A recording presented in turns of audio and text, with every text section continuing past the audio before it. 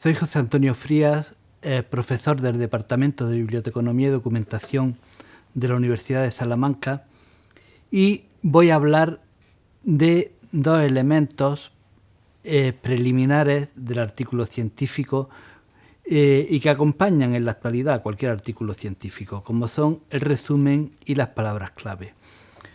Aparte del título y del nombre de los autores, que acompañan siempre a cualquier artículo científico, a continuación, antes del cuerpo principal, siempre suele ir un resumen que generalmente va acompañado de la traducción, normalmente a la lengua inglesa, si el artículo no está escrito directamente en inglés, la traducción se suele denominar abstract, y de unas palabras clave que tratan de representar los contenidos fundamentales del artículo.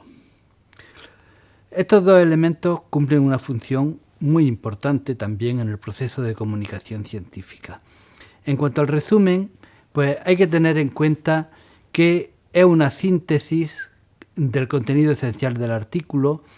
No debe incluir, por tanto, ninguna interpretación, ninguna crítica, no debe incluir información sobre las motivaciones que nos han llevado a escribir el artículo, por ejemplo. Esto va en la introducción del artículo. El resumen debe reflejar muy claramente qué objetivos nos hemos planteado en la investigación, qué metodología hemos utilizado, cuáles han sido nuestros resultados y cuáles son las conclusiones más importantes que nosotros hemos extraído del trabajo de investigación. Por tanto, el resumen debe de reunir una serie de características. Debe ser breve. Normalmente las propias revistas científicas ya establecen un límite, una extensión limitada para los resúmenes, entre 150 y 200 palabras.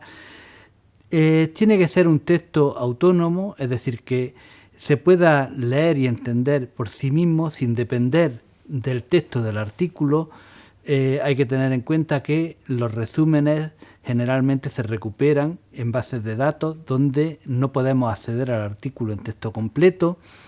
Debe ser preciso, recoger los conceptos más importantes del documento, debe ser claro y, lógicamente, debe ser fiel al trabajo original. Tiene que reflejar el contenido del trabajo original sin introducir variaciones, interpretaciones, valoraciones, etc.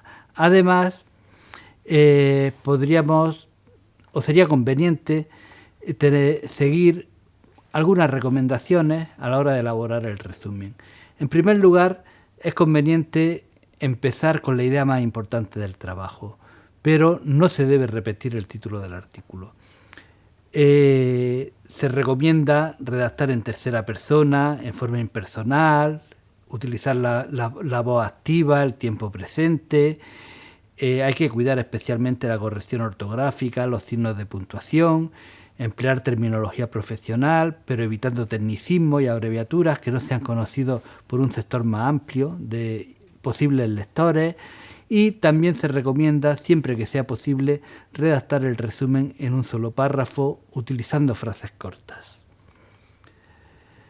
No se recomienda incluir valoraciones subjetivas. Hay que evitar frases inútiles, expresiones vagas, evitar palabras ambiguas con un significado que se pueda confundir o que pueda ser diferente para distintos lectores, evitar superlativos, adjetivos innecesarios, aclaraciones, información obvia, etc. Y, lógicamente, no tiene sentido en un resumen hacer referencias particulares a un gráfico, a una imagen o a un dato, a un elemento concreto del artículo. Dos consejos fundamentales con respecto al resumen. Es conveniente redactar el resumen una vez finalizado el artículo, para tener así una visión más completa del trabajo.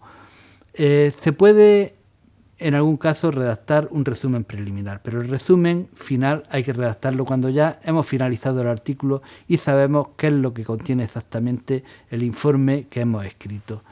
Y también hay que tener en cuenta, sobre todo, en en este momento en el que todos utilizamos tantas aplicaciones de traducción automática, que la versión en español y en inglés del resumen deben tener el mismo contenido, pero cada idioma tiene una serie de pautas diferentes, tiene una estructura gramaticales, ortográficas diferentes, y hay que evitar utilizar traductores automáticos porque seguro que va a ser una fuente de errores, de incorrecciones ortográficas, gramaticales en el idioma al que vamos a traducir el resumen.